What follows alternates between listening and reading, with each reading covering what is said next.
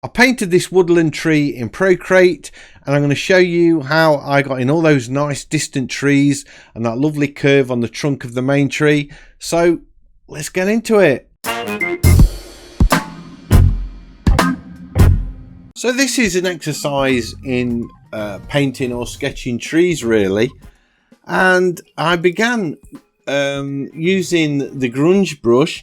I knew I wanted to try and do it as a painting, but it ended up more like a charcoal drawing, I guess. So you can see there I'm using the grunge brush to get in the background colours, and then I'm using the eraser again with the grunge brush to lift out shapes of the tree. So I've got this sort of silhouette of this tree in the foreground. I don't know why I did that. I just felt that I didn't want those background colours, I guess, shining through or appearing through my tree. I wanted to keep them sort of out of it, which is totally different from the other trees. I was quite happy for the background to glow through, as it were, these other trees. So I guess this really, what I learned from this was you need lots of layers if you're doing the trees. I would put every, if you're doing a woodland, every sort of layer of trees that you've got, sort of distant trees, middle ground trees and foreground trees, put them on a different layer. Then you can sort of jump in between the layers and put branches in, and they would appear behind the tree, the distant trees. The branches would appear behind the middle trees, and you can keep sort of adding branches and things and going back into it over and over again, and not worrying too much about sort of having to do lots of erasing and things. So that's the deal, I would say, with first off, create lots of layers for each sort of level of tree that you've got, or whatever distance. So anyway, the brushes I used for this, I only used two. I used the grunge brush and also the 6B compress brush. Now, I started off using the grunge brush and I did quite a bit of the drawing with it. I got in all the background, obviously used it as an eraser to lift out the tree in the foreground, and then I started to use it to put in the distant trees. But I have to say, after a little while, I gave up on that. I couldn't get the definition I wanted. It was all a little bit fuzzy and a little bit blurry. So that's why I went to the 6B compressed brush, and that's it. So if I was doing big broad strokes, I was using the grunge brush. So it's a bit different to what I normally do. Usually with the grunge brush, I will use that at the beginning of the painting, and then you won't see me use it again. This one, I use it quite a lot, and I keep going back to it to add to the foreground. But I use most of the work on the trees was done with the 6B compressed brush. So now the trick with the doing the foreground tree is to paint those curved shapes. Can you see that all of those green shapes and the shapes I'm putting in now all follow the contour of that trunk? And that's really important. You can't just sort of go sort of across or in any direction. You have to get that impression that that tree is curved. You really do need to follow the contours of the tree with your brush strokes, and that will give you that rounded effect that will make people believe that it is in actual fact a tree and not just a sort of a silhouette cut out and stuck onto that canvas.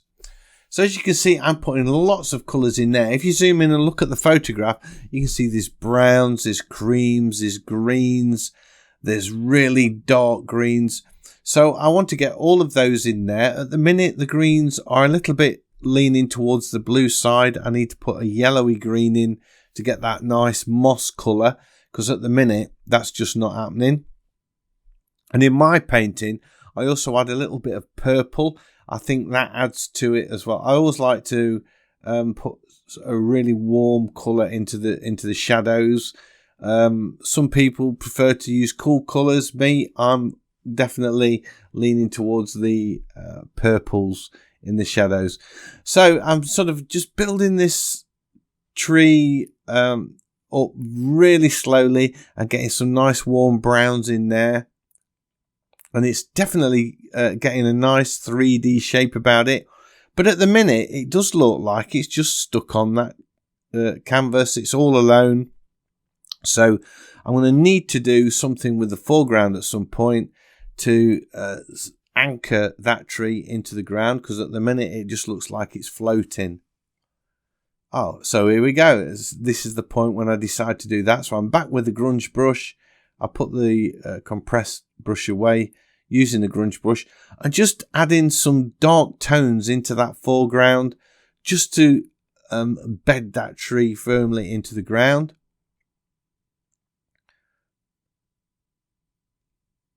And now I've gone in for this sort of lime colour, which really to me is the moss colour that I've been waiting to get on there to make it look like moss. And the foreground, if you zoom in on the photograph, it's all a bit sort of lost in detail. There's lots of twigs and branches and leaves and things, and there's no way I am going to paint all of them in. So I'm just going in for a sort of an impressionist feel for that. And I'll probably go over it with a grunge brush again. And there I did. I've sort of knocked it back a little bit. I do a lot of undoing here as well, sort of adding colour and taking it out. Just trying to see if I like the look of it or not. So it's building up quite nice. I now want to get some of these little twigs in the foreground. I think they will help balance the whole thing out. So again, the twigs, they're not just flicked in with one colour. If you zoom in on the photo, they're darker at the bottom, lighter at the top. They're all different colours. So I want to get that in with the colour that I'm using. So I put them in first with the light colour, and then start adding the darker colours. You can see I'm adding a sort of a shadow to the ground to anchor it into the ground a little bit there as well.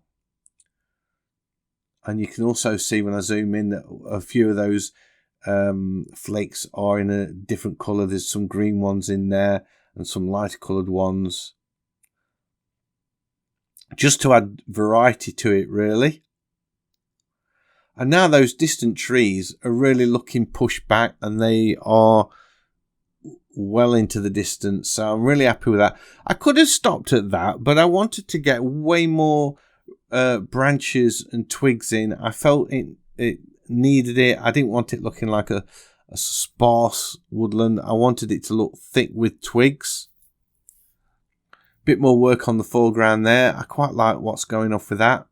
I think that sort of draws your eye into it, that dark diagonal across the front. I'm liking that. I'll probably end up painting it out, which would, I think, be a mistake. I think that looks really cool now. So now I'm starting to go in and add. I was just going to say I'm going to put some twigs in, and then I start. There we go. Some nice dark branches, and that to me now is really tying it all down. And when you're doing branches, make sure they go from thick to thin, and you can do that if you've got a pressure sensitive pencil. You can sort of flick the brushes in, sort of pressing on hard as you begin the stroke, and then lifting the pencil up to get a thinner stroke, and that will give you realistic looking twigs and things. I wanted that moss and all the sort of colours on that tree to look a little bit more painterly and not so as it was forced. I wanted it to look a little bit looser, so I kind of went over that again with the grunge brush. I've sort of lost that the foreground. I've painted over that. I wish I had left that as it was earlier on. That's typical of me, sort of overworking something. It's so easy to go in there and destroy something and overwork it. So I've got to get them lights back in again now, which you can see I'm doing now. That's made it a lot better again. I just wish I'd have left it though. And then I decided I want some warm sunlight in it. So I just go in there with some really red colours and whack some red in just to finish it off. And that is it. That is my painting trees in a woodland. I hope you've enjoyed this video. If you have, a big thumbs up as always is much appreciated. And if you're new to the channel, please consider subscribing, because I've got lots of videos like this and I would love to be sharing them with you. So hopefully I'll see you all in the next one. Bye.